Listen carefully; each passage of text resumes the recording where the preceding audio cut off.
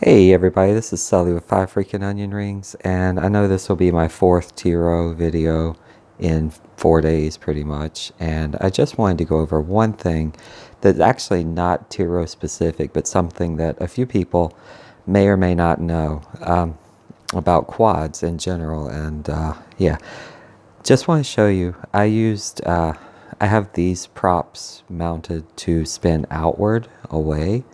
So in my case, black is upper right and lower left to spin clockwise, and counterclockwise are upper left and lower right, so 1 and 4 and 2 and 3.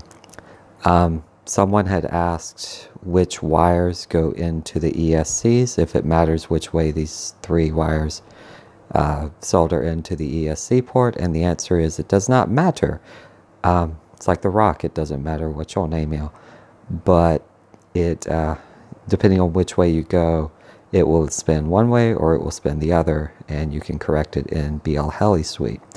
One thing I always forget about whenever I build quads, I always forget to mention, on the motor mounts, I use nail polish, and that's a tip that I got a long time ago.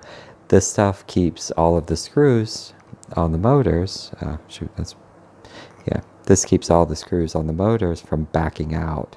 It's not very strong, but it works great for vibration type issues, so that it just holds the screws in place, and you can also tell if they shift.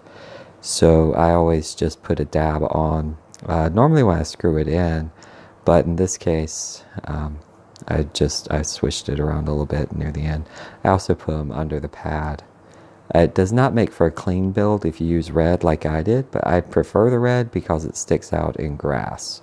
So this one I don't feel like I have to worry about losing as much, but I use colored nail polish.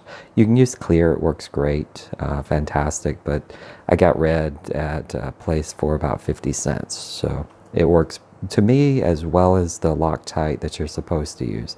It never holds it in place to the point of stripping, but I've never had a screw back out because of vibrations whenever I use nail polish.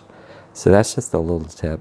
One other tip for this particular frame, and you can tell I barely went around doing it, but the finish on the frame itself is not the best.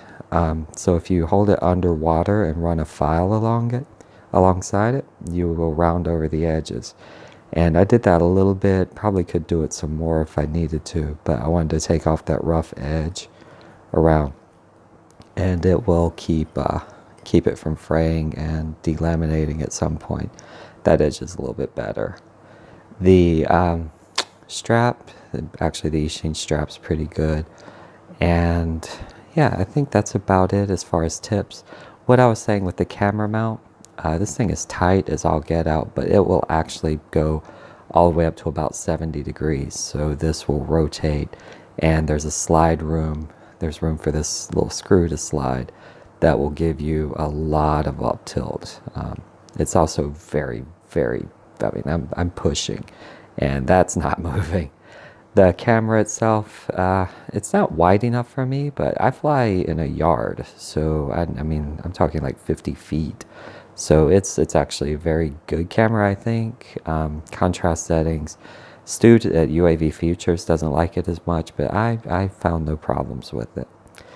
I also wanted to show, if you can see it in here, I can take it apart, but let's see if I have an angle here.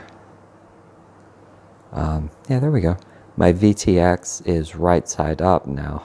You can barely tell in there, but the antenna piece is on the top, and I was able to get room because there's a screw, or yeah, there's a nut that goes on top of the flight stack.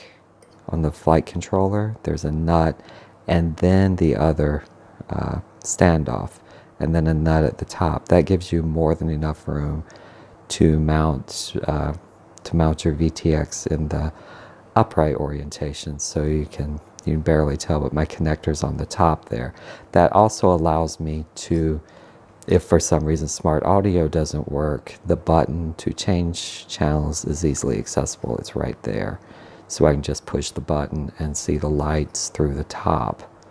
So if smart audio is not working or I don't have my headset plugged in, I can just push and change channels that way. Other than that, it's a fantastic flyer, like I say.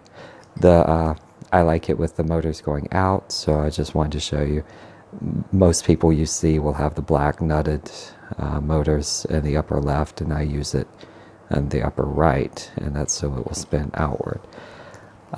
We'll see how long this lasts. I have good feelings about it. I like it. It's been doing very well. I've only had a few flights, and only had 1 day of good weather, 2 days really. And other than that, it's been a great little quad.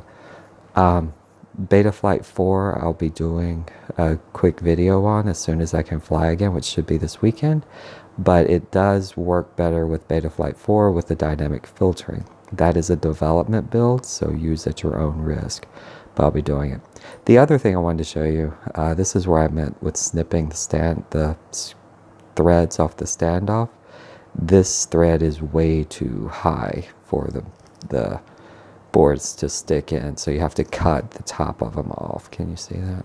Yeah, barely. I don't have good light right now, sorry about that. But I clipped off the top of the standoffs, otherwise it will not fit in the frame. Other than that, that's it for today. This will probably be my last Tyro specific video for a while, unless I find something out with Beta Flight 4 that's new. I will probably be disassembling this and putting it into a 4-inch frame as soon as I can source a good one. These motors on 3-inch are amazing. They come down totally cold. I just feel like they would be better swinging a 4-inch blade, maybe bi-blades or tri-blades. Probably a lower pitch than 3050. But with the way they come down and how they spin up, I feel like a 4-inch is probably better for 2800 kV. And yeah, that's about it. Thanks so much. If you stuck around, like and subscribe down below. I really appreciate it. Like I say, I didn't have too much time to edit this one, so thanks again. Stick around, and yeah, we're onward and upward.